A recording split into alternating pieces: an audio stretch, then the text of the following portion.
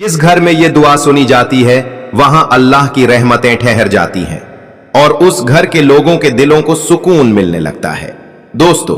अगर आप अपनी जिंदगी की परेशानियों से थक चुके हैं, मेहनत बहुत करते हैं लेकिन कमाई में बरकत महसूस नहीं होती, या घर का माहौल हर वक्त तनाव भरा रहता है, तो इस दुआ को तवज्जो से सुनिए। बहुत बार इंसान समझ नहीं पाता कि आखिर उसकी जिंदगी में इतनी बेचैनी क्यों है। पैसा आता है लेकिन खर्चे खत्म नहीं होते, घर में छोटी छोटी बातों पर नाराजगी हो जाती है और इंसान अंदर से कमजोर महसूस करने लगता है। ऐसे हालात में अल्लाह का कलाम इंसान के दिल के लिए सबसे बड़ी राहत बन जाता है। यह दुआ कुरान पाक से ली गई एक मुबारक दुआ है। जब उसे पूरे यकीन और भरोसे के साथ सुना जाता है तो अल्लाह के फजल से इंसान की जिंदगी में बरकत आने लगती है, कमाई में राहत महसूस होती है, घर के हालात बेहतर होने लगते हैं और दिल को ऐसा सुकून मिलता है जो दुनिया की किसी चीज से नहीं मिल सकता। अगर आपको लगता है कि आपके कामों में बार बार रुकावट आती है, हर कोशिश अधूरी रह जाती है, या किसी की बुरी नजर और बंदिश का असर है, तो इस दुआ को मुकम्मल सुनिए। अल्लाह के हुक्म से जादू, बंदिश और हर तरह की परेशानी कमजोर होने लगती है और इंसान के लिए आसानी के रास्ते खुलने लगते हैं। इस दुआ को सुनने से घर में बरकत बढ़ती है, दिल को सुकून मिलता है, कमाई में राहत महसूस होती है, घर के रिश्तों में मोहब्बत बढ़ती है और परेशानियां आहिस्ता आहिस्ता खत्म होने लगती हैं। बस जरूरी है कि इस दुआ को अधूरा छोड़कर मत जाइए, उसे पूरी तवज्जो और यकीन के साथ सुनिए, क्योंकि बरकत उसी को मिलती है जो अल्लाह पर भरोसा रखता है। कमेंट में आमीन जरूर लिखिए। और आइए अब इस बरकत और सुकून वाली दुआ को सुनते हैं। अऊज़ु बिल्लाहि मिनश शैतानिर रजीम, बिस्मिल्लाहिर रहमानिर रहीम। या अय्युहन्नासु इत्तक़ू रब्बकुमुल्लज़ी ख़लक़कुम मिन नफ़्सिन वाहिदतिन व ख़लक़ मिनहा ज़ौजहा व बस्स मिनहुमा रिजालन कसीरन व निसाअ वत्तक़ुल्लाह अल्लज़ी तसाअलून बिही वल अरहाम इन्नल्लाह काना अलैकुम रक़ीबा व आतुल यतामा अमवालहुम व ला ततबद्दलुल ख़बीथ बित्तय्यिब व ला ताकुलू अमवालहुम इला अमवालिकुम इन्नहु कान हुब्बन कबीरा व इन खिफ्तुम अल्ला तुक़सितू फिल यतामा फांकिहू मा ताब लकुम मिनन निसाइ मसना व सुलासा व रुबा फ़इन खिफ्तुम अल्ला तादिलू फ़वाहिदतन औ मा मलकत अयमानुकुम ज़ालिका अदना अल्ला तऊलू व आतुन निसाअ सदक़ातिहिन्न निहला फ़इन तिब्न लकुम अन शैइन मिन्हु नफ़्सन फ़कुलू मिन्हु निसाअन मारिआ व आतुन निसाअ सदक़ातिहिन्न निहला फ़इन तिब्न लकुम अन शैइन मिन्हु नफ़्सन फ़कुलूहु हनीअन मरीआ व ला तूतुस सुफ़हाअ अमवालकुम अल्लती जअलल्लाहु लकुम क़ियामन वरज़ुकूहुम फ़ीहा वक्सूहुम वक़ूलू लहुम क़ौलन मअरूफ़ा व आतुल यतामा हत्ता इज़ा बलगुन निकाह फ़इन आनस्तुम मिनहुम रुश्दन फ़दफ़अू इलैहिम अमवालहुम व ला ताकुलूहा इसराफ़न व बिदारन अन यकबरू व मा कान गनिय्यन फ़लयस्ताफ़िफ़ व मा कान फ़क़ीरन फ़लयअकुल बिल मअरूफ़ फ़इज़ा दफ़अतुम इलैहिम अमवालहुम फ़अशहिदू अलैहिम व कफ़ा बिल्लाहि हसीबा लिर्रिजालि नसीबुम मिम्मा तरकल वालिदानि वल अक़रबून व लिन्निसाइ नसीबुम मिम्मा तरकल वालिदानि वल अक़रबून मिम्मा क़ल्ल मिन्हु औ कसुर नसीबन मफ़रूदा व इज़ा हदरल क़िस्मत उलुल क़ुरबा वल यतामा वल मसाकीन फ़रज़ुक़ूहुम मिन्हा वस्क़ूहुम व क़ूलू लहुम क़ौलन मअरूफ़ा वलियख़्शा الذين لو تركوا من خلفهم ذرية ضعافا خافوا عليهم فليتقوا الله وليقولوا قولا سديدا إن الذين يأكلون أموال اليتامى ظلما إنما يأكلون في بطونهم نارا وسيصلون سعيرا يوصيكم الله في أولادكم للذكر مثل حظ الأنثيين فإن كن نساء فوق اثنتين فلهن ثلثا ما ترك وإن كان واحدة فلها النصف ولأبويه لكل واحد منهما مما ترك كان له فرف وإن كانت واحدة فلها نصف ولأبويه ولأبويه لكل واحد منهم السدس مما ترك إن كان له ولد فإن لم يكن له ولد وورثه أبواه فلأمه الثلث فإن كان له إخوة فلأمه السدس من بعد وصية يوصي بها أو دين آباؤكم وأبناؤكم لا تدرون أيهم أقرب لكم نفعا فريدة من الله إن الله كان عليما حكيما ولكم نصف ما ترك أزواجكم إن لم يكن لهن ولد فإن كان لهن ولد فلكم الربع مما تركن من بعد وصية يوصين بها أو دين ولهن الربع مما تركتم إن لم يكن لكم ولد فإن كان لكم ولد فلهن الثمن مما ترك من بعد وصية توصون بها أو دين وإن كان رجل يورث كلالة أو امرأة وله أخ أو أخت فلكل واحد منهم السدس فإن كان له أكثر من ذلك فهم شركاء في الثلث من بعد وصية يوصى بها أو دين غير مضار وصية من الله والله عليم حكيم تلك حدود الله ومن يطع الله ورسوله يدخله جنات تجري من تحتها الأنهار خالدين فيها وذلك الفوز العظيم ومن يرد الله ورسوله ويتعدى حدوده يدخله نارا خالدا فيها وله عذاب مهين واللاتي ياتين الفاحشة من نسائكم فاستشهدوا عليهن 4 منكم فإن شهدوا فأمسكوهن في البيوت حتى يتوفاهن الموت أو يجعل الله لهن سبيلا واللذان ياتيانها منكم فآذوهما فإن تابا وأصلحا فأعرضوا عنهما إن الله كان توابا رحيما إنما التوبة على الله للذين يعملون السوء بجهالة ثم يتوبون من قريب فأولئك يتوب الله عليهم والله كان الله عليما حكيما وليست التوبة للذين يعملون السيئات حتى إذا حضر أحدهم الموت قال إني تبت الآن ولا الذين يموتون وهم كفار أولئك أعتدنا لهم عذابا أليما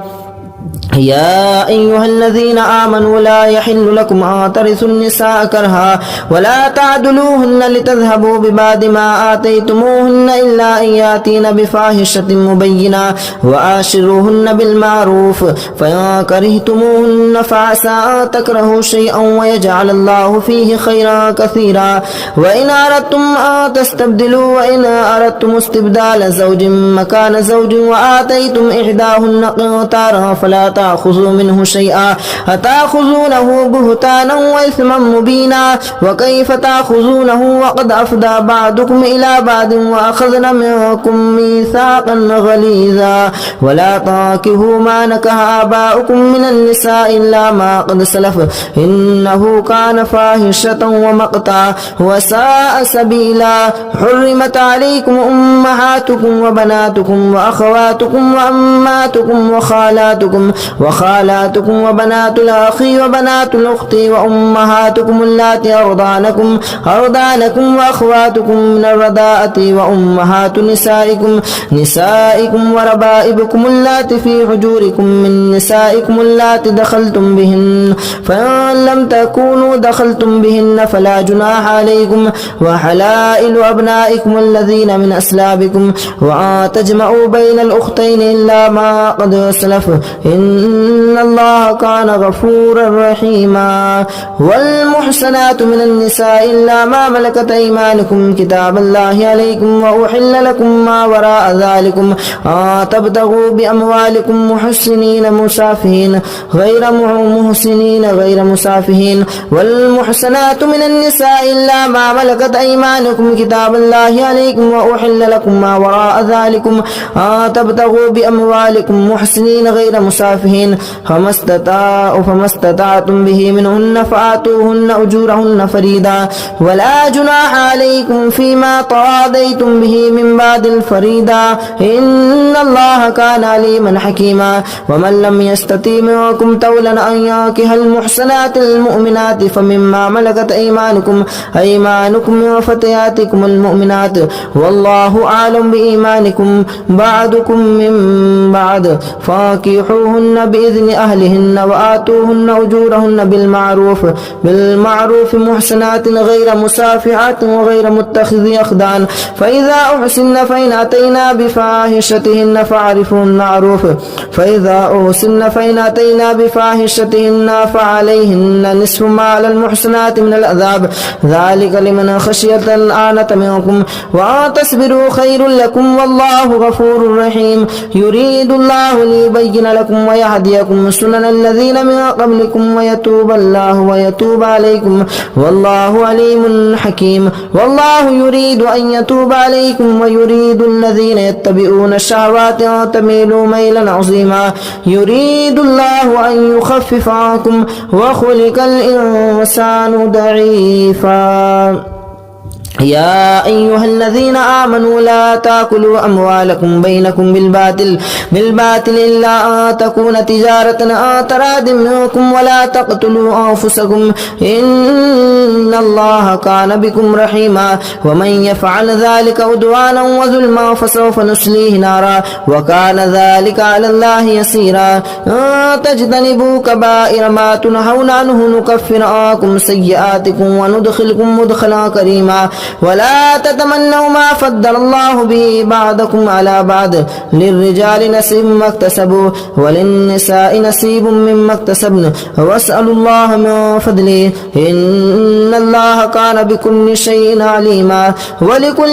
جعلنا موالي مما ترك الوالدان والأقربون والذين عقدت أيمانكم فآتوهم نصيبهم إن الله كان على كل شيء شهيدا الرجال قوامون على النساء بما فضل الله بعضهم على بعض وبما أنفقوا من أموالهم فالصالحات قانتات حافظات للغيب ما حفظ الله واللاتي تخافون نشوزهن فإذوهن واهجروهن في المضاجع واضربوهن فإن أطعنكم فلا تبغوا عليهن سبيلا إن الله كان عليما كبيرا وإن خفتم شقاق بينهما فابعثوا أحدكم من أهله وحكم من أهلها إن يريدا إصلاحا يوفق الله بينهما إن الله خبير بما تعملون واعبدوا الله ولا تشركوا به شيئا وبالوالدين إحسانا وبذي القربى واليتامى والمساكين والجار ذي القربى والجار ذي الجنب والصاحب بالجنب وابن السبيل وما ملكت أيمانكم إن الله لا يحب ما كان مختالا فخورا الذين يبتغون ويعمرون الناس بالبخل ويكتمون الذين يبخلون ويعمرون الناس بالبخل ويكتمون ما آتاهم الله من فضله وأعتدنا للكافرين عذابا مهينا والذين ينفقون أموالهم رياء الناس ولا يؤمنون بالله ولا باليوم الآخر ومن يكن الشيطان له قريبا فساء قريبا وماذا عليهم لو آمنوا بالله واليوم الآخر وأنفقوا مما رزقهم الله وكان الله بهم عليما إن الله لا يظلم مثقال ذرة وإن تك حسنة يضاعفها ويؤتي من لدنه أجرا عظيما فكيف إذا جئنا من كل أمة شهيد وجئنا بك شهيدا على هؤلاء فكيف إذا جئنا من كل أمة بشهيد وجئنا بك على هؤلاء شهيدا يومئذ يود الذين كفروا وعصوا الرسول لو تسوى بهم العذاب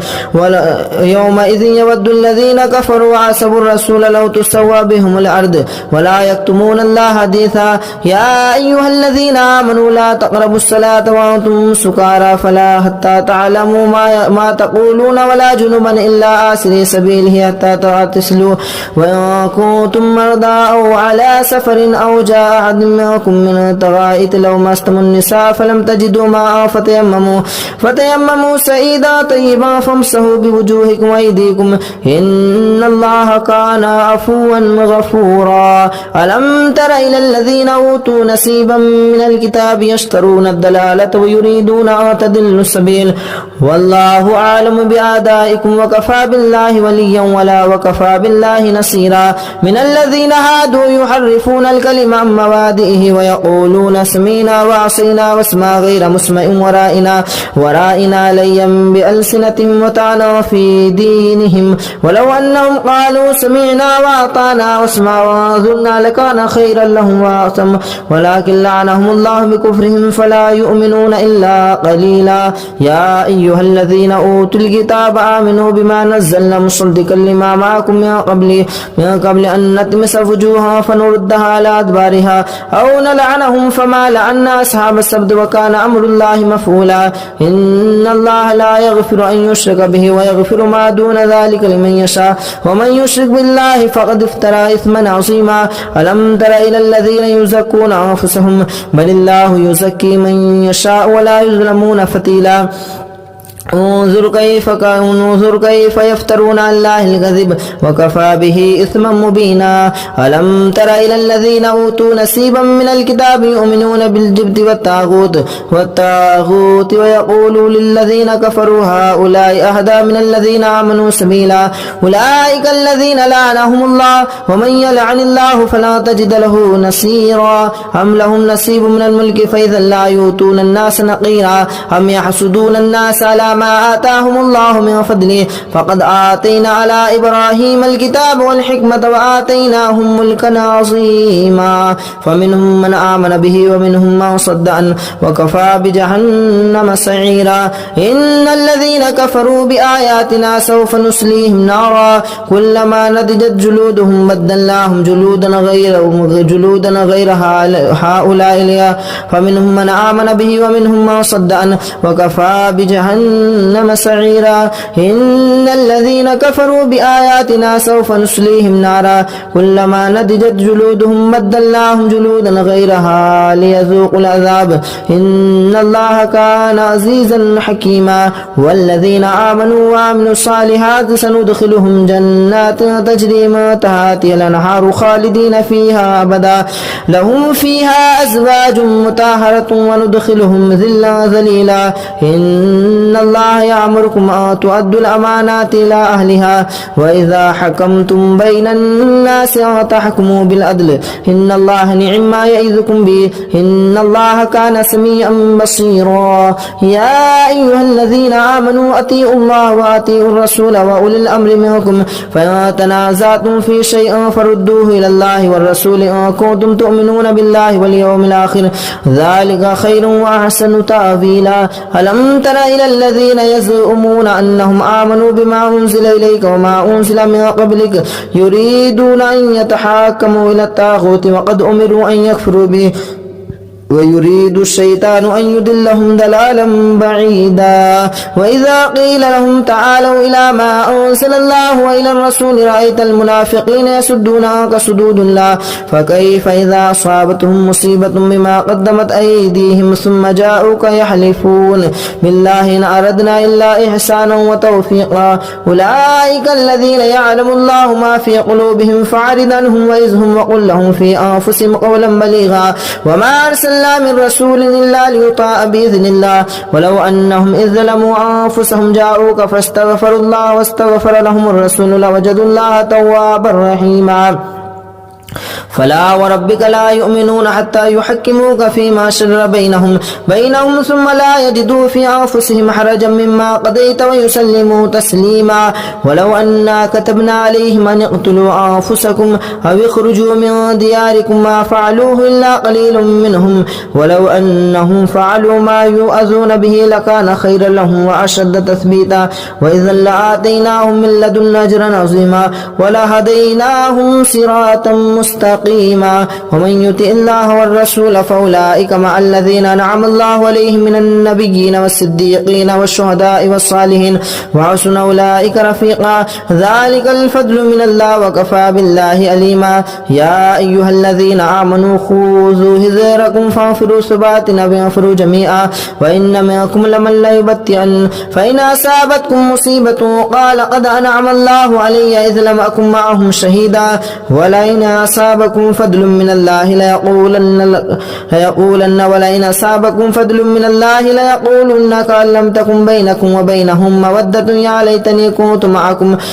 معهم فأفوز فوزا عظيما فليقاتل في سبيل الله الذين يشترون الحياة الدنيا بالآخرة ومن يقاتل في سبيل الله فيقتل أو يغلب فسوف نؤتيه أجرا عظيما وما لكم لا تقاتلون في سبيل الله والمستضعفين من الرجال والنساء والولدان الذين يقولون ربنا أخرجنا من هذه القرية الظالم أهلها واجعل لنا من لدنك وليا واجعل لنا من لدنك نصيرا الذين يأكلون الربا لا يقومون إلا كما يقوم الذي ألم تر إلى الذين قيل لهم كفوا أيديهم وأقيموا الصلاة وآتوا الزكاة ألم تر إلى الذين قيل لهم كفوا أيديكم وأقيموا الصلاة وآتوا الزكاة فلما كتب عليهم القتال إذا فريق منهم يخشون الناس كخشية الله أو أشد خشية وقالوا ربنا لما كتبت علينا القتال لولا أخرتنا إلى أجل قريب قل متاع الدنيا قليل والآخرة خير لمن اتقى ولا تظلمون فتيلا أينما تكونوا يدرككم الموت ولو كنتم في بروج مشيدة وإن تصبهم حسنة يقول هذه من عند الله أينما تكونوا يدرككم الموت ولو كنتم في بروج مشيدة وإن تصبهم حسنة يقولوا هذه من عند الله وإن تصبهم سيئة يقولوا هذه من عند الله كل من عند الله فما لهؤلاء القوم لا يكادون يفقهون حديثا ما أصابك من حسنة فمن الله وما أصابك من سيئة فمن نفسك وأرسلناك للناس رسولا وكفى بالله شهيدا من يطيع الرسول فقد أطاع الله وما تولى فما أرسلناك عليهم حفيظا ويقولون طاعة فإذا برزوا من عندك ميت طائفة منهم غير الذين تقولون والله يكتمون ما تكنون فأعرض عنهم وتوكل على الله وكفى بالله وكيلا أفلا يتدبرون القرآن ولو كان من عند الله لوجدوا فيه اختلافا كثيرا وإذا جاءهم أمر من أمرنا اختلفوا أذاؤوا فيه ولو ردوه إلى الرسول وإلى الأمر منهم لعنة الله ينبتهم وإذا جاءهم أمر من أمرنا بلا خوف أذاؤوا به ولو ردوه إلى الرسول وإلى أولي الأمر منهم لعلمه الذين يستنبتونه منهم ولولا فضل الله عليكم ورحمته لاتبعتم الشيطان إلا قليلا فقاتل في سبيل الله لا تكلف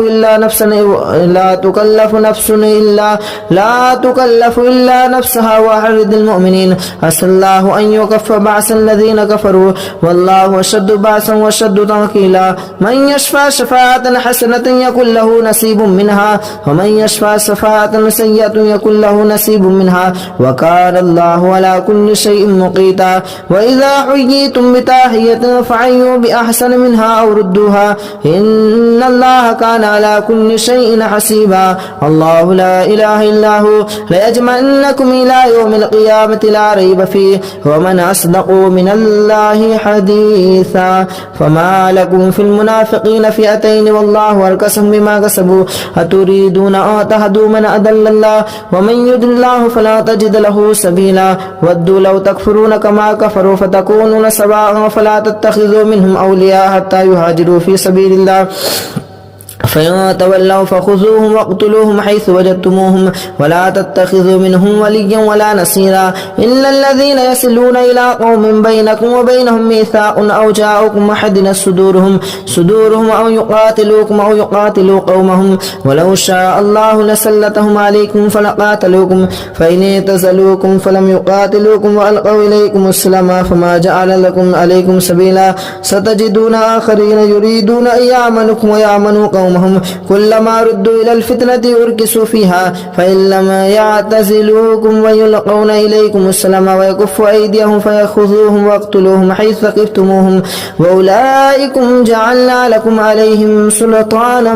مبينا وما كان لمؤمن أن يقتل مؤمنا إلا خطأ وما قتل مؤمنا خطأ فتحرير رقبة مؤمنة ودية مسلمة إلى أهله إلا أن يصدقوا فإن كان من قوم عدو لكم وهو مؤمن فتحرير رقبة مؤمنة وإن كان من قوم بينكم وبينهم ميثاق فدية مسلمة إلى أهله وتحرير رقبة مؤمنة ومن لم يجد شهرين متتابعين توبة من الله والله عليما حكيما ومن يقتل مؤمنا متعمدا فجزاؤه جهنم خالدا فيها وغضب الله عليه ولعنه وأعد له عذابا عظيما يا أيها الذين آمنوا إذا ضربتم في سبيل الله فتبينوا ولا تقولوا لمن ألقى إليكم السلام لست مؤمنا تبتغون عرض الحياة الدنيا فعند الله مغانم كثيرة كذلك كنتم من قبل فمن الله عليكم فتبينوا إن الله كان بما تعملون خبيرا لا يستوي القائدون من المؤمنين غير أولي الضرر والمجاهدون في سبيل الله بأموالهم وأنفسهم فضل الله المجاهدون بأموالهم وأنفسهم على القائدين درجة وكلا وعد الله الحسنى وفضل الله المجاهدين على القائدين أجرا عظيما درجات منه ومغفرة ورحمة وكان الله غفورا رحيما إن الذين توفاهم الملائكة ظالمي أنفسهم قالوا فيما كنتم قالوا كنا مستضعفين فيهم قالوا لم تكن أرض الله واسعة فتحاجر فيها فأولئك مأواهم جهنم وساءت مصيرا إلا المستضعفين من الرجال والنساء والولدان لا يستطيعون حيلة ولا يهتدون سبيلا فأولئك عسى الله أن يعفو عنهم وكان الله عفوا غفورا ومن يهاجر في سبيل الله يجد في الأرض مراغما كثيرا وسعا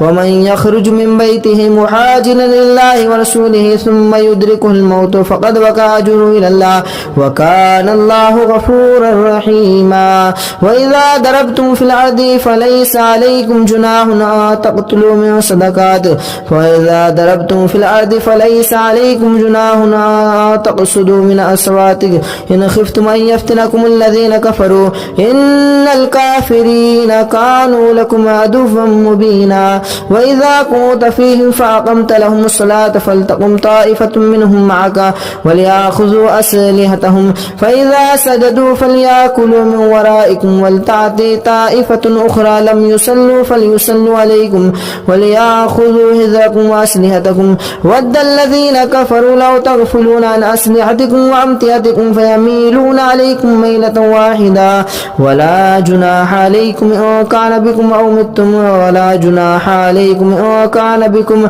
أذى من مطر أو كنتم مرضى أن تضعوا أسلحتكم وخذوا حذركم إن الله أعد للكافرين عذابا مهينا فإذا قضيتم الصلاة فاذكروا الله قياما وقعودا وعلى جنوبكم فإذا اطمأننتم فأقيموا الصلاة إن الصلاة كانت على المؤمنين كتابا موقوتا ولا تهنوا في ابتغاء القوم تكونوا تعلمون فإنهم يعلمون كما تعلمون وترجون من الله ما لا يرجون وكان الله عليما حكيما إنا أنزلنا إليك الكتاب الحق لتحكم بين الناس بما أراكم الله ولا تكن للخائنين خصيما واستغفر الله إن الله كان غفورا رحيما ولا تجادل عن الذين يخافون عنهم إن الله لا يحب ما كان خوانا أثيما يستغفون من الناس ولا يستغفون من الله وهو معهم إذ يبيتون ما لا يرضى من القول وكان الله بما يعملون محيطا ها أنتم هؤلاء جادلتم عنهم في الحياة الدنيا فمن يجادل الله عنهم يوم القيامة أم من يكون عليهم وكيلا ومن يعمل سواء أو يظلم نفسه ثم يستغفر الله يجد الله غفورا رحيما ومن يكسب فإنما يكسبه على نفسه وكان الله عليما حكيما ومن يكسب خطيئة أو إثما ثم يوم به بريء منهم فقد احتمل بهتانا وإثما مبينا ولولا فضل الله عليك ورحمته لحمت طائفة منكم أن يضلوك وما يضلون إلا أنفسهم وما يضرون من شيء وأنزل الله عليك الكتاب والحكمة وعلمك ما لم تكن تعلم وكان فضل الله عليك عظيما لا لا خير في كثير من نجواهم إلا من أمر بصدقة أو معروف أو إصلاح بين الناس ومن يفعل ذلك ابتغاء مرضات الله فسوف نؤتيه أجرا عظيما ومن يشاقق الرسول من بعد ما تبين لهم الهدى ويتبع غير سبيل المؤمنين نوله ما تولى ونصليه جهنم وساءت مسيرا إن الله لا يغفر أن يشرك به ويغفر ما دون ذلك لمن يشاء ومن يشرك بالله فقد ضل ضلالا بعيدا إن يدعون من دونه إلا إناثا وإن يدعون إلا شيطانا مريدا لعنه الله وقال لأتخذن من عبادك نصيبا مفرودا ولأضلنهم ولأمنينهم ولآمرنهم فليبتكن آذان الأنعام ولآمرنهم فلا يغيرن خلق الله ومن يتخذ الشيطان وليا من دون الله فقد خسر خسرانا مبينا يعدهم ويمنيهم وما يعدهم الشيطان إلا غرورا أولئك مأواهم جهنم ولا يجدون عنها محيصا والذين آمنوا وعملوا الصالحات سندخلهم جنات تجري من تحتها الأنهار خالدين فيها أبدا وعد الله حقا ومن أصدق من الله قيلا ليس بأمانيكم ولا أماني أهل الكتاب من يعمل سوءا يجز به ولا يجد له من دون الله وليا ولا نصيرا ومن يعمل من الصالحات من ذكر أو أنثى وهو مؤمن فأولئك يدخلون الجنة ولا يظلمون نقيرا ومن أحسن دينا ممن أسلم وجهه لله وهو محسن واتبع ملة إبراهيم حنيفا واتخذ الله إبراهيم خليلا ولله ما في السماوات وما في الأرض وكان الله بكل شيء محيطا ويستفتونك في النساء قل الله يفتيكم فيهن وما يتلى عليكم في الكتاب في يتامى النساء اللاتي لا تؤتونهن ما كتب لهن وترغبون وتنكحوهن والمستضعفين من الولدان وتقوموا لليتامى بالقسط وما تفعلوا من خير فإن الله كان به عليما وإن امرأة خافت من بالها نشوزا أو إيرادا فلا جناح عليهما أن يصلحا بينهما صلحا والصلح خير وأهدرت الأنفس الشح وإن تحسنوا وتتقوا فإن الله كان بما تعملون خبيرا ولا تستطيعوا تعدلوا بين النساء ولو حرصتم فلا تميلوا كل الميل فتذروها كالمعلقة وإن تصلحوا وتتقوا فإن الله كان غفورا رحيما وإن يتفرقا يغني الله كلا من سعته وكان الله واسعا حكيما ولله ما في السماوات وما في الأرض ولقد وصينا الذين أوتوا الكتاب من قبلكم وإياكم أن اتقوا الله وإن تكفروا فإن لله ما في السماوات وما في الأرض وكان الله غنيا حميدا ولله ما في السماوات وما في الأرض وكان الله وكفى بالله وكيلا إن يشاء يذهبكم أيها الناس ويأتي بآخرين وكان الله على ذلك قديرا ما كان يريد ثواب الدنيا فنعم الله ثواب الدنيا والآخرة ما كان يريد ثواب الدنيا فعند الله ثواب الدنيا والآخرة وكان الله سميعا بصيرا يا أيها الذين آمنوا كونوا قوامين بالقسط شهداء لله ولو على أنفسكم أو الوالدين والأقربين إن يكن غنيا أو فقيرا فالله أولى بهما فلا تتبعوا الهوى وتعدلوا وإن تلفوا أو تردوا فإن الله كان بما تعملون خبيرا يا أيها الذين آمنوا بالله ورسوله والكتاب الذي نزل على رسوله والكتاب الذي أنزل من قبل ومن يكفر بالله وملائكته وكتبه ورسله واليوم الآخر فقد ضل ضلالا بعيدا إن الذين آمنوا ثم كفروا ثم آمنوا ثم كفروا ثم ازدادوا كفرا لم يكن الله إن الذين آمنوا ثم كفروا ثم آمنوا ثم كفروا ثم ازدادوا كفرا لم يكن الله ليغفر لهم ولا ليهديهم سبيلا بشر المنافقين بأن لهم عذابا أليما الذين يتخذون الكافرين أولياء من دون المؤمنين أيبتغون عندهم العزة فإن العزة لله جميعا وقد نزل عليكم في الكتاب أن إذا سمعتم آيات الله يكفر بها ويستهزأ بها فلا تقعدوا معهم حتى يخوضوا في حديث غيره إنكم إذا مثلهم إن الله جامع المنافقين والكافرين في جهنم جميعا الذين يتربصون بكم فإن كان لكم فتح من الله قالوا ألم نكن معكم وإن كان الكافر نصيب قالوا ألم نستحوذ عليكم ونمنعكم من المؤمنين فالله يحكم بينكم يوم القيامة ولن يجعل الله للكافرين على المؤمنين سبيلا إن المنافقين يخادعون الله وهو خادعهم وإذا قاموا إلى الصلاة قاموا كسالى يراءون الناس ولا يذكرون الله إلا قليلا مذبذبين بين ذلك لا إله إلا هؤلاء ولا إله هؤلاء ومن يضل الله فلا تجد له سبيلا يا أيها الذين آمنوا لا تتخذوا الكافرين أولياء من دون المؤمنين أتريدون أن تجعلوا لله عليكم سلطانا مبينا إن المنافقين في الدرك الأسفل من النار ولا تجد لهم نصيرا إلا الذين تابوا وأصلحوا واعتصموا بالله وأخلصوا دينهم لله فأولئك مع المؤمنين وسوف يؤتيهم الله مؤمنين أجرا عظيما ما يفعل الله بعذابكم شكرتم وآمنتم وكان الله شاكرا عليما لا يحب الله الجهر بالسوء من القول إلا من ظلم وكان الله سميعا عليما إن تبدوا خيرا أو تخفوها أو تعفوا عن سوء فإن الله كان عفوا قديرا إن الذين يكفرون بالله ورسله ويريدون أن يفرقوا بين الله ورسله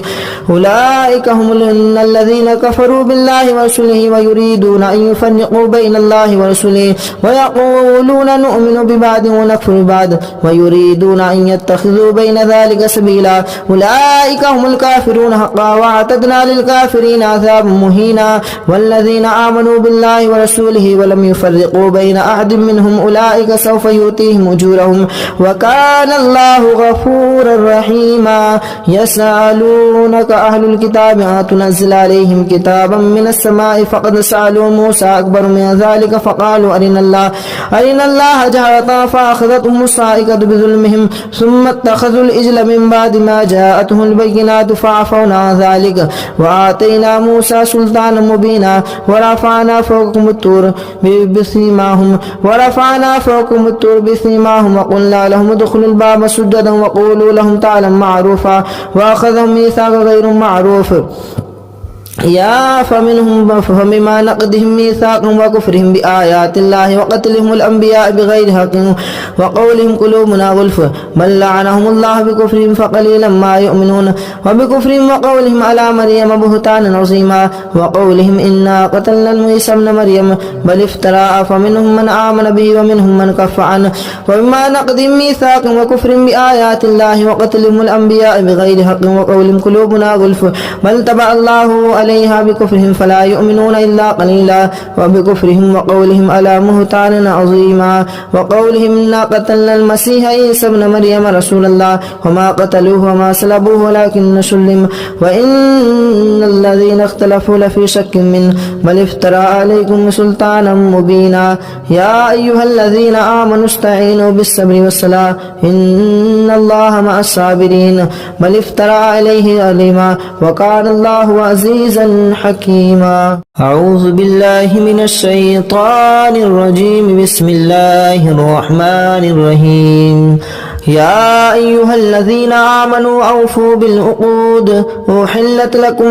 بهيمة الأنعام إلا ما يتلى عليكم غير محل الصيد وأنتم حرم إن الله يحكم ما يريد يا أيها الذين آمنوا لا تحلموا شعائر الله ولا الشهر الحرام ولا الهدي ولا القلائد ولا آمين البيت الحرام يبتغون فضلا من ربهم ورضوانا وإذا حللتم فاستعدوا ولا يجرمنكم شنآن قوم أن صدوكم عن المسجد الحرام أن تعتدوا وتعاونوا على البر والتقوى ولا تعاونوا على الإثم والعدوان واتقوا الله إن الله شديد العقاب. حرمت عليكم الميتة والدم ولحم الخنزير وما أهل لغير الله به والمنخنقة والموقوذة والمتردية والنتيحة وما أكل السبع إلا ما ذكيتم وما ذبح على النصب وتستقسموا بالأزلام ذلكم فسق. اليوم يئس الذين كفروا من دينكم فلا تخشوهم واخشون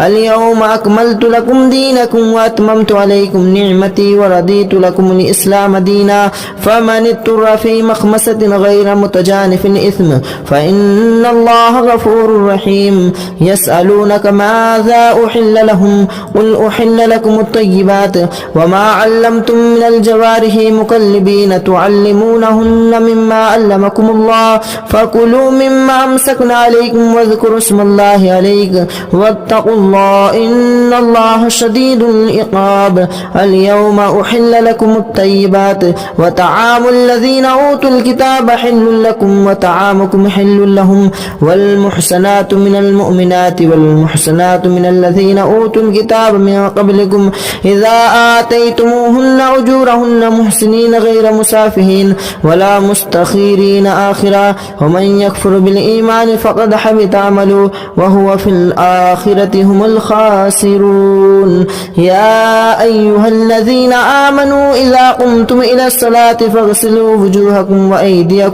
وأيديكم إلى المرافق وامسحوا برؤوسكم وأرجلكم إلى الكعبين وإن كنتم جنبا فطهروا وإن كنتم مرضى أو على سفر خير لكم من الغيام أو لمسكنكم النساء فلم تجدوا ماء فتيمموا صعيدا طيبا فامسحوا بوجوهكم وأيديكم ما يريد الله ليجعل عليكم من حرج ولكن يريد ليطهركم وليتم نعمته عليكم لعلكم تشكرون. واذكروا نعمة الله عليكم وميثاقه الذي واثقكم به إذ قلتم سمعنا وأطعنا واتقوا الله إن الله عليم بذات الصدور. يا أيها الذين آمنوا كونوا قوامين لله شهداء بالقسط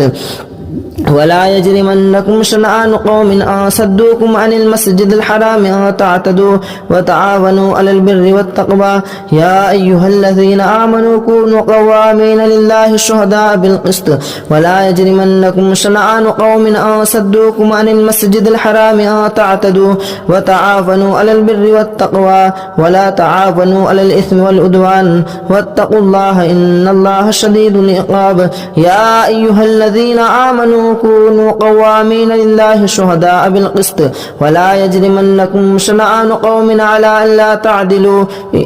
اعدلوا هو أقرب للتقوى واتقوا الله إن الله خبير بما تعملون. وعد الله الذين آمنوا وعملوا الصالحات لهم مغفرة وأجر عظيم والذين كفروا وكذبوا بآياتنا أولئك أصحاب الجحيم. يا أيها الذين آمنوا اذكروا نعمة الله عليكم إذ هم قوم أن يبسطوا إليكم أيديهم فكف أيديهم عنكم واتقوا الله وعلى الله فليتوكل المؤمنون. ولقد أخذ الله ميثاق بني إسرائيل وبعثنا منهم 12 نقيبا وقال الله إني معكم لئن أقمتم الصلاة وآتيتم الزكاة وآمنتم برسلي وأزرتموهم وأقرضتم الله قرضا حسنا لأكفر عنكم سيئاتكم ولأدخلنكم جنات تجري من تحتها الأنهار فما كفر بعد ذلك منكم فقد ضل سواء السبيل. وبما نقضهم ميثاقهم لعناهم وجعلنا قلوبهم قاسية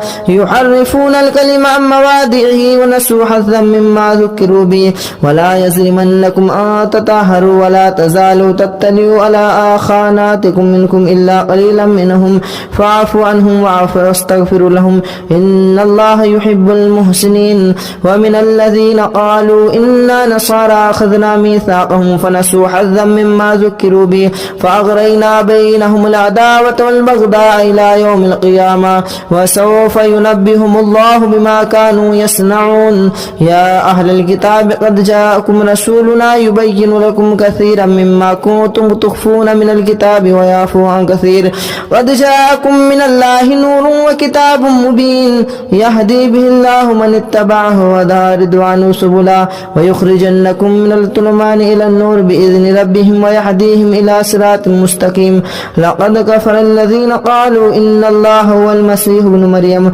قل فمن يملك من الله شيئا إن أراد بكم أو أراد بكم مثلا لقد كفر الله قالوا إنه هو السميع العليم قل من يملك من السماء شيئا إلا أن أراد أن يهلي من المرسينة لقد كفر الذين قالوا إن الله هو المسيح ابن مريم قل فمن يملك من الله شيئا إن أراد أن يهلك المسيح ابن مريم وأمه وما في الأرض جميعا ولله ملك السماوات والأرض وما بينهما يخلق ما يشاء والله على كل شيء قدير وقالت اليهود والنصارى نحن أبناء الله وأحباؤه قل فلم يعذبكم بذنوبكم بل أنتم بشر ممن خلق يغفر لمن يشاء ويعذب من يشاء ولله ملك السماوات والأرض وما بينهما وإليه المصير يا أهل الكتاب قد جاءكم رسولنا يبين لكم كثيرا من الرسل أن تقولوا ما جاءنا من البشير والنذير فقد جاءكم بشير ونذير والله على كل شيء قدير وإذ قال موسى لقومه يا قوم اذكروا نعمة الله عليكم إذ جعل فيكم أنبياء وجعلكم ملوكا وآتاكم ما لم يؤت أحدا من العالمين يا قوم ادخلوا الجنة المقدسة يا قوم ادخلوا الأرض المقدسة التي كتب الله لكم ولا ترتدوا على أدباركم فتنقلبوا خاسرين قالوا يا موسى إنا فيها قوم جبارين وإنا لن ندخلها حتى يخرجنا منها فإن يخرجنا منها فإنا داخلون قال رجلان من الذين يخافون أنعم الله عليهم ادخلوا عليهم الباب فإذا دخلتموه فإنكم غالبون وعلى الله فليتوكلوا إن كنتم مؤمنين قالوا يا موسى إنا لن ندخلها أبدا ما داموا فيها فادخلوا أنت وداخلون قالوا يا موسى إنا لن ندخلها أبدا ما داموا فيها فاذهب أنت وربك فقاتلا إنا هنا قائدون قال رب إني لا أملك إلا نفسي وأخي فافرق بيننا وبين القوم الفاسقين قال فإنها محرمة عليهم 40 سنة يتيهون في الأرض فلا تأس على القوم الفاسقين واتل عليهم نبأ ابني آدم بالحق إذ قربنا قلنا يا بأوا بكم واتل عليهم نبأ ابني آدم بالحق إذ قربا قربانا فتقبل من أحدهما ولم يتقبل من الآخر قال لا تقبل من الآخر لئن بسطت إلي لئن بسطت واتل عليهم نبأ ابني آدم بالحق إذ قربا قربانا فتقبل من أحدهما ولم يتقبل من الآخر قال أقتلنك قال إنما يتقبل الله من المتقين لئن بسطت إلي يدك لتقتلني ما أنا بباسط يدي لأقتلك إني أخاف الله رب العالمين إني أريد أن تبوء بإثمي وإثمك فتكون من أصحاب النار وذلك جزاء الظالمين فتوأت له نفسه قتل أخيه فقتله فأصبح من الخاسرين فبعث الله غربانا يبعث في الأرض ليريه كيف يواري سوءة أخيه قال يا ويلتى أعجزت أن أكون مثل هذا الغراب فأواري سوءة أخيه فأصبح من النادمين من أجل ذلك كتبنا على رسله إلى إبراهيم كتبنا على بني إسرائيل أنه ما قتل نفسا بغير نفس أو فساد في الأرض فكأنما قتل الناس جميعا ومن أحياها فكأنما أحيا الناس جميعا ولقد جاءتهم رسلنا بالبينات ثم إن كثيرا منهم بعد ذلك لمفسدون إنما جزاء الذين يحاربون الله ورسوله ويسعون في الأرض فسادا أن يقتلوا أو يصلبوا أو تقطع أيديهم وأرجلهم من خلاف أو ينفوا من الأرض ذلك لهم خزي في الدنيا وهم في الآخرة عذاب عظيم إلا الذين تابوا من بعد ذلك تقدروا عليهم فاعلموا أن الله غفور رحيم يا أيها الذين آمنوا اتقوا الله وابتغوا إليه الوسيلة وجاهدوا في سبيله لعلكم تفلحون إن الذين كفروا لو أن لهم ما في الأرض جميعا ومثله معه لافتدوا به من عذاب يوم القيامة ما تقبل منهم ولهم عذاب يريدون أن يخرجوا من النار وما هم بخارجين من النار ولهم عذاب مقيم والسارق والسارقة فاقطعوا أيديهما جزاء بما كسب نكالا من الله والله عزيز حكيم فما تاب من بعد ظلمه وأصلح فإن الله يتوب عليهم إن الله غفور رحيم ألم تعلم أن الله له ملك السماوات والأرض يعذب من يشاء ويغفر لمن يشاء ويعذب من يشاء ويعذب من يشاء ولم تعلم أن الله له ملك السماوات والأرض يعذب من يشاء ويغفر لمن يشاء والله على كل شيء قدير يا أيها الرسول لا يحزنك الذين يصارعون في الكفر من الذين قالوا آمنا بأفواههم ولم تؤمن قلوبهم ومن الذين هادوا سماعون للكذب سماعون لقوم آخرين لم يأتوك يحرفون الكلم من بعد موادعه يقولون إن أوتيتم هذا فخذوه وإن لم تؤتوه فاحذروا ومن يرد الله فتنته فلا تملك له من الله شيئا أولئك لم يرد الله أن يطهر قلوبهم لهم في الدنيا خزي ولهم في الآخرة عذاب عظيم سماعون للكذب أكالون للسهت فإن جاءوك فاحكم بينهم أو أعرض عنهم وإن تعرض عنهم فلن يضروا الله شيئا وإن حكمت فاحكم بينهم إن الله يحكم من المتقين وكيف يحكمونك وعندهم التوراة فيها حكم الله ثم يتولون من بعد ذلك وما أولئك بالمؤمنين إنا أنزلنا التوراة فيها هدى والنور يحكم بها النبيون الذين أسلموا للذين هادوا والربانيون والأحبار بما استحفظوا من كتاب الله وكانوا عليه شهداء فلا تخشوا الناس واخشوني ولا تشتروا بآياتي ثمنا قليلا ومن لم يحكم بما أنزل الله فأولئك هم الكافرون وكتبنا عليهم فيها أن النفس بالنفس والعين بالعين والأنف بالأنف والأذن بالأذن والسن بالسن والجروح قصاص فما تصدق به فهو خير كفارة الله ومن لم يحكم بما أنزل الله فأولئك هم الظالمون وقفينا على آثارهم بعيسى ابن مريم مصدقا لما بين يديه من التوراة وآتيناه الإنجيل فيه هدى والنور ومصدقا لما بين يديه من التوراة وهدى وموعظة للمتقين وليحكم أهل الإنجيل بما أنزل الله فيه ومن لم يحكم بما أنزل الله فأولئك هم الفاسقون وأنزلنا إليك الكتاب بالحق مصدقا لما بين يديه من الكتاب ومهيمنا عليه فاحكم بينهم بما أنزل الله ولا تتبعوا أهواءهم أما جاءك من الحق لكل جعلنا منكم إشرة ومنهاجا ولو شاء الله لجعلكم أمة واحدة ولكن يبلوكم ولو شاء الله لجعلكم أمة واحدة ولكن ليبلوكم فيما آتاكم فاستبقوا الخيرات إلى الله مرجعكم جميعا فينبئكم بما كنتم فيه تختلفون وأن يحكم بينهم بما أنزل الله ولا تتبع أهواءهم وحذرهم أن يفتنون عن بعد ما أنزل الله إليك فإن توليتم فاعلموا أنما يريد الله أن يصيبكم الله ببعده ذنوبهم وإن كثيرا من الناس لفاسقون أفحكم الجاهلية يبغون ومن أحسن من الله حكما لقوم يوقنون يا أيها الذين آمنوا لا تتخذوا اليهود والنصارى أولياء بعضهم أولياء بعض ومن يتولهم منكم فإنه بهم إن الله لا يهدي القوم الفاسقين فترى الذين في قلوبهم مرض يسارعون فيهم يقولون نخشى أن تصيبهم دائرة فعسى الله أن يأتي بالفتح وأمر به بأمره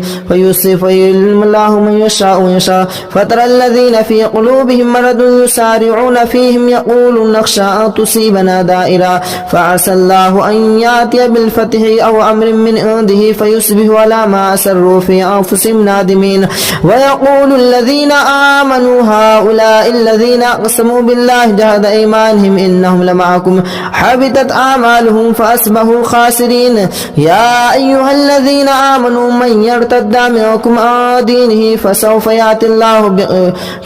يأتي الله بقوم يحبونه ويحبونه أذلة على المؤمنين عزة على الكافرين يجاهدون في سبيل الله ولا يخافون لوما يؤخر ذلك فضل الله يؤتيه من يشاء والله واسع عليم إنما وليكم الله ورسوله والذين آمنوا الذين يقيمون الصلاة ويؤتون الزكاة وهم يسارعون ومن يتوكل الله ورسوله والله والذين آمنوا فإن الله حزب لكم الغالبون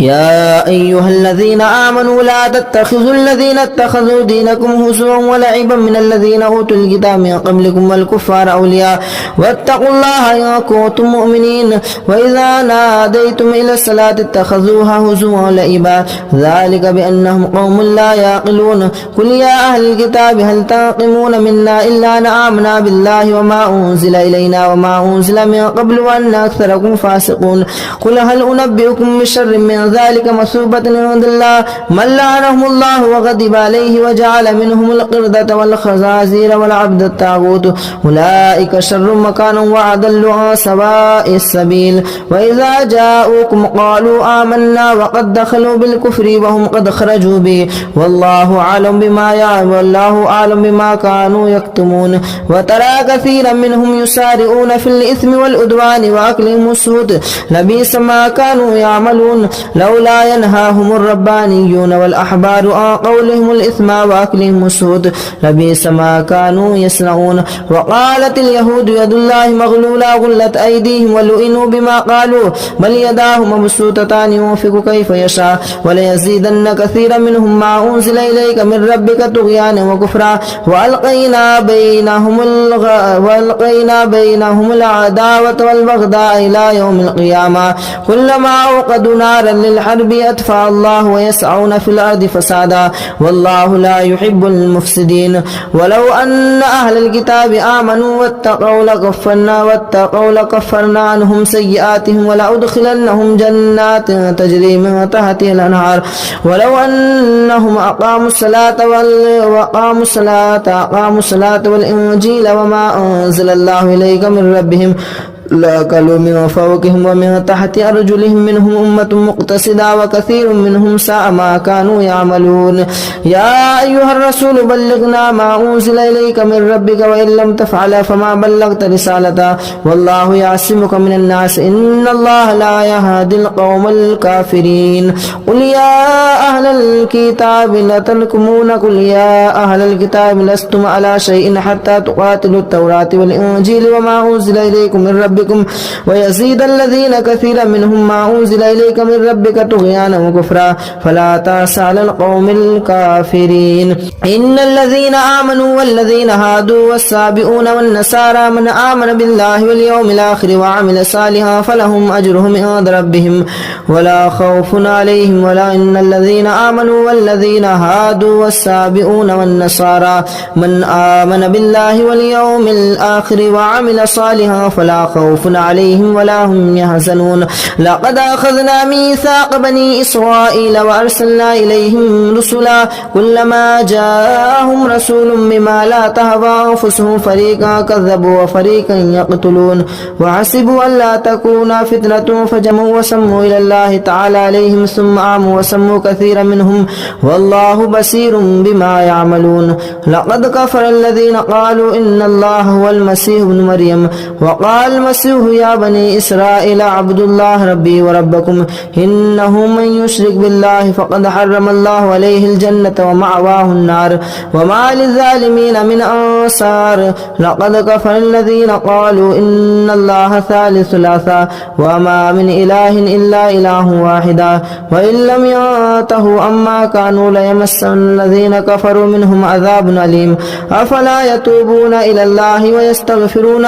والله غفور رحيم ما المسيح ابن مريم إلا رسول قد خلت من قبله الرسل وأمه صديقة كان يأكلان الطعام انظر كيف نبين لكم الآيات ثم انظر أنا يؤفكون قل أتعبدون من دون الله ما لا يملك لكم ضرا ولا نفعا والله هو السميع العليم قل يا أهل الكتاب لا تغلوا في دينكم غير الحق ولا تتبعوا أهواء قوم قد ضلوا من قبل وأضلوا كثيرا وأضلوا عن سواء السبيل لعن الذين كفروا من بني إسرائيل على لسان داود وعيسى بن مريم ذلك بما عصوا وكانوا يعتدون كانوا لا يتناهون عن منكر فعلوا لبئس ما كانوا يفعلون ترى كثيرا منهم يتولون الذين كفروا لبئس ما قدمت لهم أنفسهم أن سخط الله عليهم وفي العذاب هم خالدون ولو كانوا يؤمنون بالله والنبيين وما أنزل إليهم ما اتخذوهم أولياء ولكن كثيرا منهم فاسقون لتجدن أشد الناس على عداوة الذين آمنوا الهدى والذين أشركوا ولتجدن أقربهم مودة للذين آمنوا الذين قالوا إنا نصارى ذلك بأنهم منهم قسيسين ورهبانا وأنهم لا يستكبرون يا أيها الذين آمنوا لا يستكبرون وإذا سمعوا ما أنزل إلى الرسول ترى أعينهم تفيض من الدمع مما عرفوا من الحق يقولون ربنا آمنا فاكتبنا مع الشاهدين وما لنا لا نؤمن بالله وما جاءنا من الحق ونطمع أن يدخلنا ربنا مع القوم الصالحين فأثابهم الله بما قالوا جنات تجري من تحتها الأنهار خالدين فيها وذلك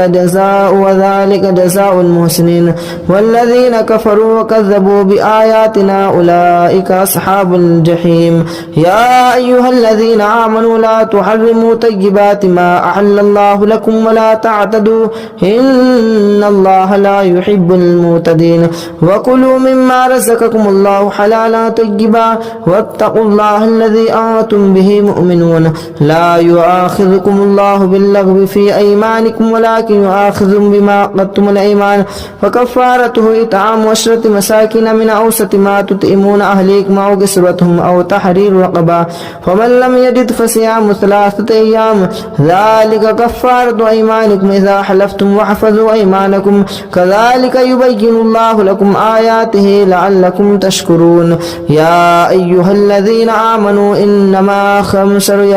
الذين آمنوا إنما الخمر والميسر والأنصاب والأزلام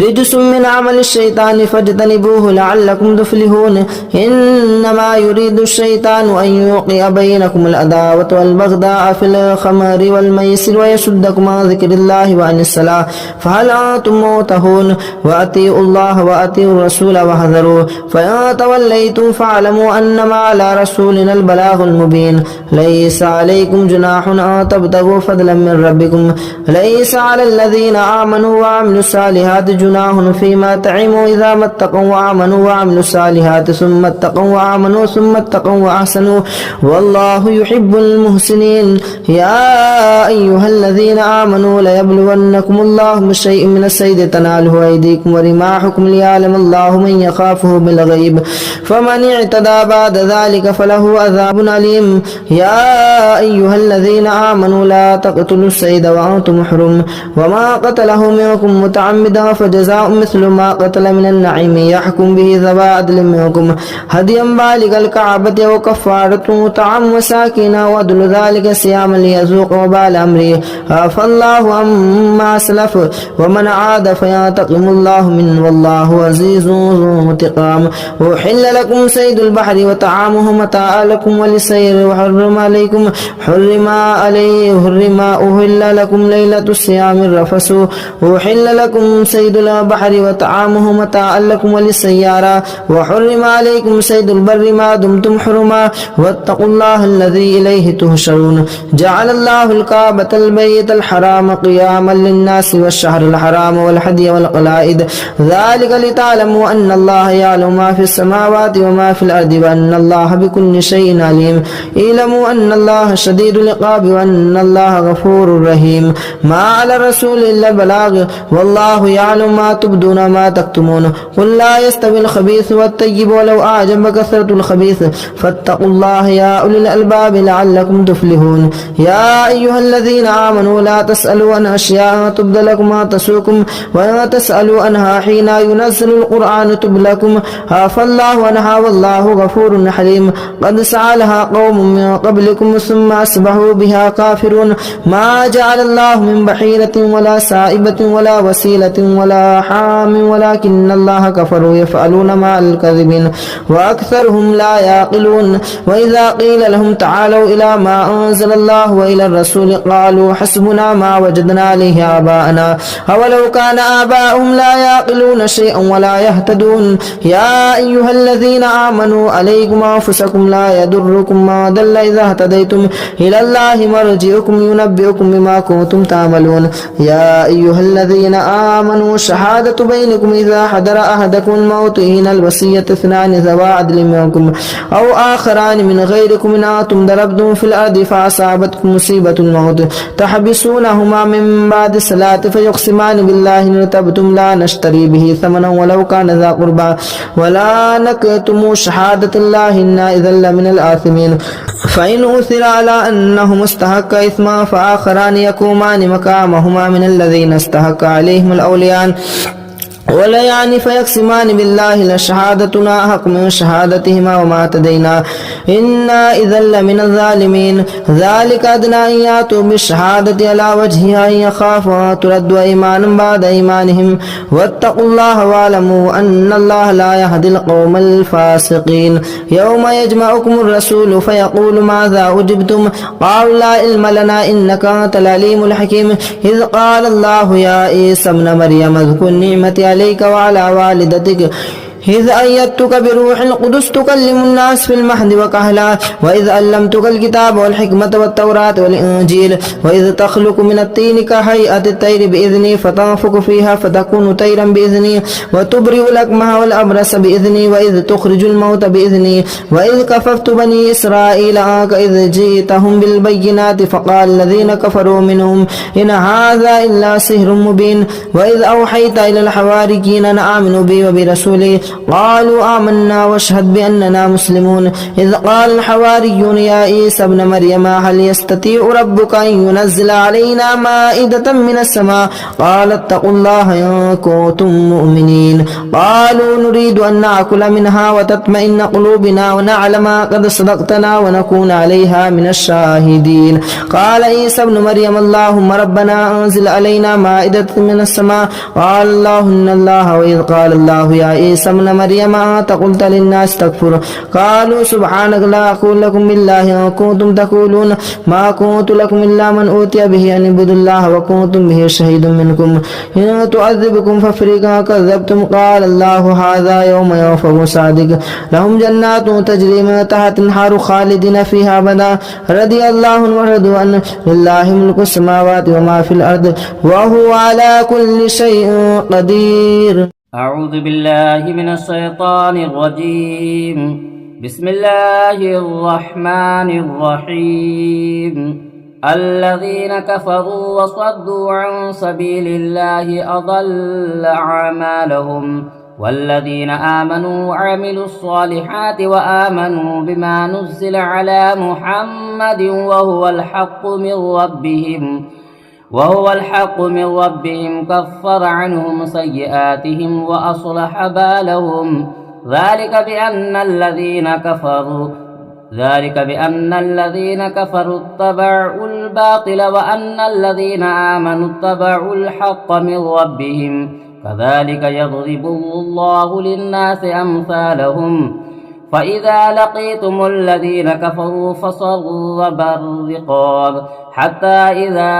أثخنتوهم فشدوا الوثاق فإما منا بعد وإما فداء حتى نضع الحرب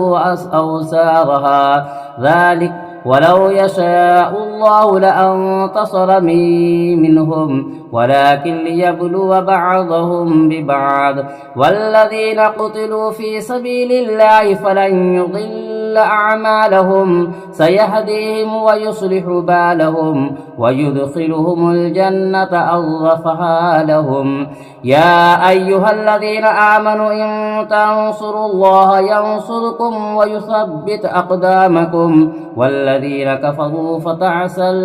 لهم وأضل أعمالهم ذلك بأنهم كرهوا ما أنزل الله فأحبط أعمالهم أفلم يسيروا في الأرض فينظروا كيف كان عاقبة الذين من قبلهم دمر الله عليهم وللكافرين أمثالها ذلك بأن الله مولى الذين آمنوا وأن الكافرون لمولى لهم إن الله يدخل الذين آمنوا وعملوا الصالحات جنات تجري من تحتها الأنهار والذين كفروا يتمتعون ويأكلون كما تأكل الأنعام والنار مثوى لهم وكأي من قرية هي أشد قوة من قريتك التي أخرجت أهلكناهم فلا ناظر لهم أفمن كان على بينة من ربه كمن زين له سوء عمله واتبعوا أهواءهم مثل الجنة التي وعد المتقون فيها أنهار من ماء غير آس وأنهار من لبن لا يغير أعمالهم وأنهار من خمرة لذة للشاربين ونحار من عسل مصفى ولهم فيها من كل الثمرات ومغفرة من ربهم كمن هو خالد في النار وسقوا ماء حميما فقطع أمعاءهم ومنهم من يستمع إليك حتى إذا خرجوا من عندك قالوا للذين أوتوا العلم ماذا قال آنفا أولئك الذين طبع الله على قلوبهم واتبعوا أهواءهم والذين اهتدوا زادهم هدى وآتاهم تقواهم فهل ينظرون إلا الساعة أن تأتيهم بغتة فقد جاء صراطها فأنى لهم إذا جاءتهم ذكراهم فاعلم أنه لا إله إلا هو واستغفر لذنبك وللمؤمنين والمؤمنات والله يعلم متقلبكم ومثواكم ويقول الذين آمنوا لا ننزل سورة فإذا أنزل سورة محكمة وذكر فيها القتال رأيت الذين في قلوبهم مرض ينظرون إليك النظر المغشية عليهم من الموت فأولى لهم طاعة وقول معروف فإذا عزم الأمر فلو صدقوا الله لكان خيرا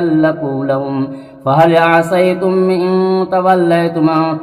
أن تفسدوا في الأرض وتقطعوا أرحامكم أولئك الذين لعنهم الله فأصمهم وعمى أبصارهم أفلا يتدبرون القرآن عم على قلوب أثقافها إن الذين ارتدوا على أدبارهم من بعد ما تبين لهم الهدى الشيطان سول لهم وأملى لهم ذلك بأنهم قالوا للذين كرهوا ما نزل الله سنطيعكم في بعض الأمر والله يعلم إسرارهم فكيف إذا توفتهم الملائكة يضربون وجوههم وأدبارهم ذلك بأنهم اتبعوا ما أسخط الله وكرهوا رضوانه فأحبط أعمالهم. أم حسب الذين في قلوبهم مرض أن لن يخرج الله أضغانهم ولو نشاء لأريانكم فلا تلبسهم وتعرفون في الجنة القول والله يعلم أعمالهم. ولنبلونكم حتى نعلم المجاهدين منكم والصابرين ونبلو أخباركم. إن الذين كفروا وصدوا عن سبيل الله وشاقوا الرسول من بعد ما تبين لهم الهدى لن يضروا الله شيئا وسيحبط أعمالهم. يا أيها الذين آمنوا أطيعوا الله وأطيعوا الرسول ولا تبطلوا أعمالهم. إن الذين كفروا وصدوا عن سبيل الله ثم ماتوا وهم كفار فلن يغفر الله لهم. فلا تهنوا وتدعوا إلى السلوى وأنتم العالون والله معكم ولن يتركم أعمالكم. إنما الحياة الدنيا لعب ولهو وإن تؤمنوا وتتقوا يؤتيكم أجوركم ولا يسألكم أموالكم. إن يسألكموها فيحفكم تبتخوا ويخرجوا أضغانكم. ها أنتم هؤلاء تدعون لتنفقوا في سبيل الله فمنكم من يبخل ومن يبخل فإنما يبخل من نفسه والله الغني وأنتم الفقراء وإن تتولوا يستبدل قوما غيركم ثم لا يكونوا أمثالكم. الذين كفروا وصدوا عن سبيل الله أضل أعمالهم. والذين آمنوا وعملوا الصالحات وآمنوا بما نزل على محمد وهو الحق من ربهم كفر عنهم سيئاتهم وأصلح بالهم. ذلك بأن الذين كفروا اتبعوا الباطل وأن الذين آمنوا اتبعوا الحق من ربهم. كذلك يضرب الله للناس أمثالهم. فإذا لقيتم الذين كفروا فصرب الرقاب حتى إذا أثخنتوهم فشدوا الوثاق فإما منا بعد وإما فداء حتى نضع الحرب أوزارها. ذلك ولو يشاء الله لانتصر منهم ولكن ليبلو بعضهم ببعض. والذين قتلوا في سبيل الله فلن يضل أعمالهم سيهديهم ويصلح بالهم ويدخلهم الجنة أرفها لهم. يا أيها الذين آمنوا إن تنصروا الله ينصركم ويثبت أقدامكم. والذين كفروا فتعسا لهم وأضل أعمالهم. ذلك بأنهم كرهوا ما أنزل الله فأحبط أعمالهم. أفلم يسيروا في الأرض فينظروا كيف كان عاقبة الذين من قبلهم دمر الله عليهم وللكافرين أمثالها. ذلك بأن الله مولى الذين آمنوا وأن الكافرون لمولى لهم. إن الله يدخل الذين آمنوا وعملوا الصالحات جنات تجري من تحتها الأنهار. والذين كفروا يتمتعون ويأكلون كما تأكل الأنعام والنار مثوى لهم. وكأي من قرية هي أشد قوة من قريتك التي أخرجتك أهلكناهم فلا ناظر لهم. أفمن كان على بينة من ربه كمن زين له سوء عمله واتبعوا أهواءهم. مثل الجنة التي وعد المتقون فيها أنهار من ماء غير آسن وأنهار من لبن لا يغير أعمالهم وأنهار من خمرة لذة للشاربين ونحار من عسل مصفى ولهم فيها من كل الثمرات ومغفرة من ربهم كمن هو خالد في النار وسقوا ماء حميما فقطع أمعاءهم ومنهم من يستمع إليك حتى إذا خرجوا من عندك قالوا للذين أوتوا العلم ماذا قال آنفا أولئك الذين طبع الله على قلوبهم واتبعوا أهواءهم والذين اهتدوا زادهم هدى وآتاهم تقواهم فهل ينظرون إلا الساعة أن تأتيهم بغتة فقد جاء صراطها فأنى لهم إذا جاءتهم ذكراهم فاعلم أنه لا إله إلا هو واستغفر لذنبك وللمؤمنين والمؤمنات والله يعلم متقلبكم ومثواكم ويقول الذين آمنوا لا ننزل سورة فإذا أنزلت سورة محكمة وذكر فيها القتال رأيت الذين في قلوبهم مرض ينظرون إليك النظر المغشية عليهم من الموت فأولى لهم طاعة وقول معروف فإذا عزم الأمر فلو صدقوا الله لكان خيرا لهم فهل عسيتم إن توليتم أن تفسدوا في الأرض وتقطعوا أرحامكم أولئك الذين لعنهم الله فأصمهم وعمى أبصارهم أفلا يتدبرون القرآن عم على قلوب أثقافها إن الذين ارتدوا على أدبارهم من بعد ما تبين لهم الهدى الشيطان سول لهم وأملى لهم ذلك بأنهم قالوا للذين كرهوا ما نزل الله سنطيعكم في بعض الأمر والله يعلم إسرارهم فكيف إذا توفتهم الملائكة يضربون وجوههم وأدبارهم ذلك بأنهم اتبعوا ما أسخط الله وكرهوا رضوانه فأحبط أعمالهم أم حسب الذين في قلوبهم مرض أن لن يخرج الله أضغانهم ولو